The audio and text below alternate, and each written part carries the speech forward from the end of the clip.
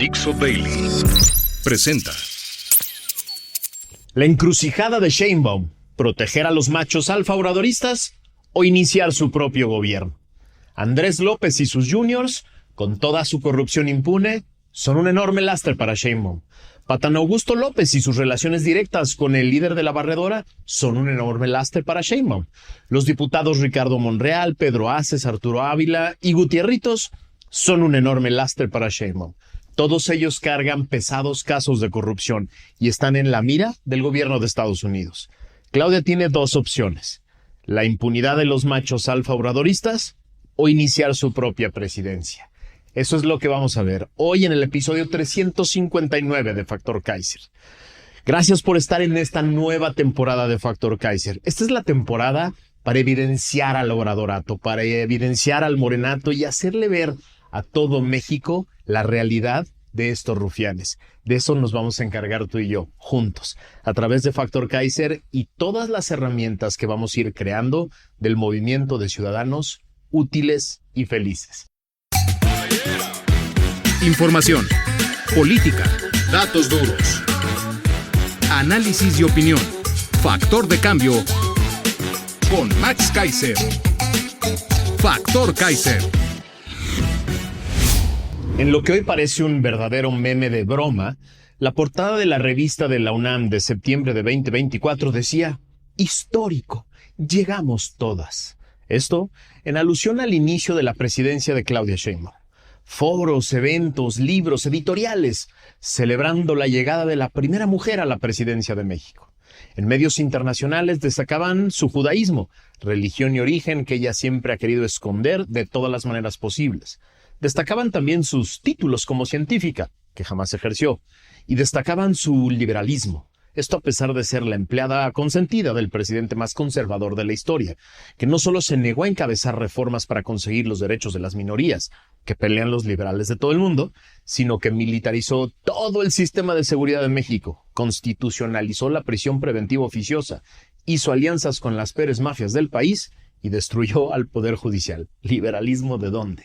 Bueno, y así, las celebraciones con el eslogan "Llegamos todas" parecían más un deseo, un sueño, una fantasía que una posibilidad real. Hoy, 10 meses después, sabemos que no llegó ni ella. El expresidente López le impuso toda la agenda de arranque de su gobierno, que marcará todo su sexenio, como la destrucción del Poder Judicial, la constitucionalización de la militarización, la constitucionalización de la prisión preventiva oficiosa, la destrucción de los órganos autónomos y un largo etcétera. López también le impuso a la parte más importante de su gabinete. Las dos mamás postizas de López acabaron, una en la Secretaría de Gobernación, Rosa Isela Rodríguez, y la otra en la Secretaría Anticorrupción, antes Función Pública. Me refiero a la señora Raquel Buenrostro, cercanísima a López. Es decir, las dos secretarías que controlan la política interna y el aparato de gobierno en manos de dos mujeres fieles a López. El expresidente también le impuso a la mujer que lleva décadas manejando los sobres amarillos llenos de cash y el dinero para la compra de votos. Me refiero a Ariadna Montiel en la Secretaría del Bienestar, el órgano que reparte la lana grande, la de millones de pesos a millones de personas para comprar voluntades.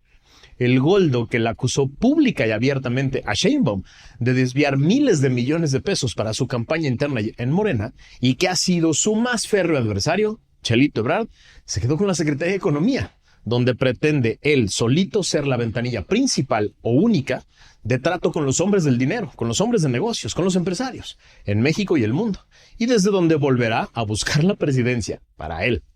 En la Cámara de Diputados le impusieron a Sheinbaum a otro declarado adversario, el impresentable Ricardo Monreal, que no solo fue también precandidato a la presidencia por Morena, sino que hoy abiertamente lleva su propia agenda y se comporta como dueño único de la borregada morenista, petista y verde ecologista en la Cámara de Diputados, junto con 3 aliados cercanísimos: los también diputados y multimillonarios ricos nuevos Pedro Aces, Sergio Gutiérrez Gutierritos y Arturo Ávila.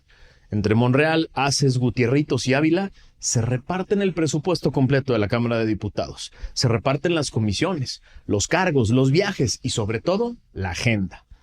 He platicado directamente con varios diputados de Morena en los últimos meses, pero también del Verde, del PRI, del PAN, y todos todos me aseguran que estos 4 personajes no solo se burlan permanentemente de la señora Sheinbaum y de los pocos cercanos que ella tiene en su gabinete, sino que además le han dejado claro a ella y a su gobierno que la agenda legislativa la controlan ellos. En septiembre del año pasado, varios empresarios me aseguraron haber estado en reuniones privadas con personas muy cercanas que iban a acabar en el gobierno de Sheinbaum, quienes les aseguraron que las reformas al Poder Judicial y la destrucción de los órganos autónomos se iba a atorar en el Congreso y que Sheinbaum haría modificaciones para suavizarlas. También les aseguraron esos empresarios que en febrero de este año, Sheinbaum cambiaría a toda la cúpula mayor de los liderazgos en la Cámara de Diputados y daría un manotazo en su gabinete.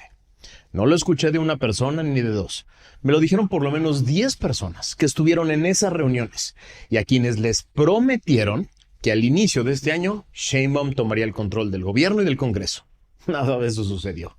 Monreal, Aces, Gutierritos y Ávila se encargaron de que esas reformas que Claudia dijo que iba a atorar pasaran como mantequilla por su cámara, de la cámara de la que son dueños, y se aferraron a los cargos de liderazgo que tuvieron desde el principio. Desde entonces, los 4 han estado involucrados en muy serios escándalos de corrupción. El último, Monreal, fue visto en Madrid en un viaje de lujo presumiendo la riqueza que públicamente acumula desde hace años.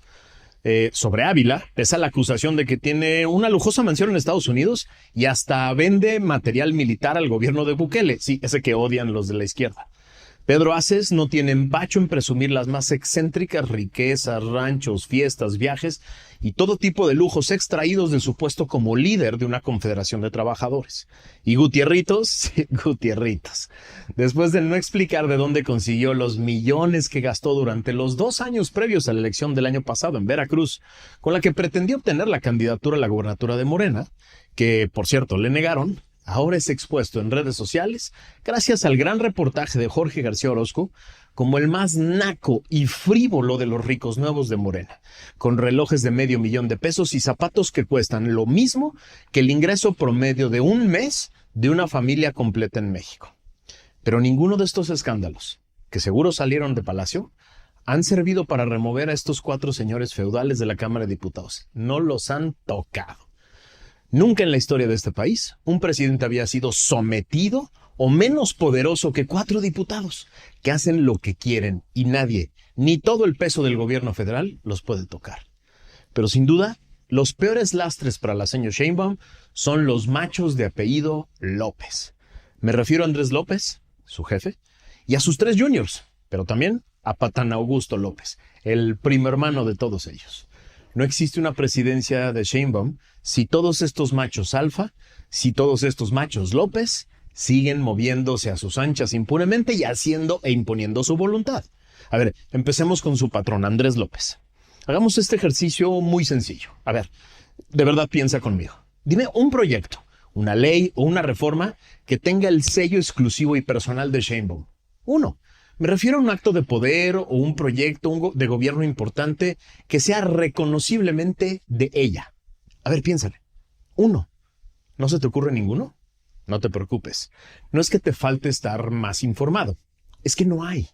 De todas las maneras que ha podido, Sheinbaum ha dicho una y otra vez que ella solo es la continuadora del proyecto de López, a quien le sigue diciendo el presidente. Nunca el expresidente. Siempre el presidente Andrés Manuel López Obrador. Una y otra vez ha dicho que ni sueñen con que se va a independizar o romper con él. Varias veces ha dicho que criticar, revisar o hasta cambiar cualquier proyecto de su patrón es una traición, así, traición. Y por eso no le conoces proyecto propio alguno, no tiene. Está rodeada de leales a López y por eso camina de puntitas en su gobierno, sin poder tomar las decisiones que se necesitan para gobernar bien, que por ejemplo serían revisar los proyectos de López y generar consecuencias.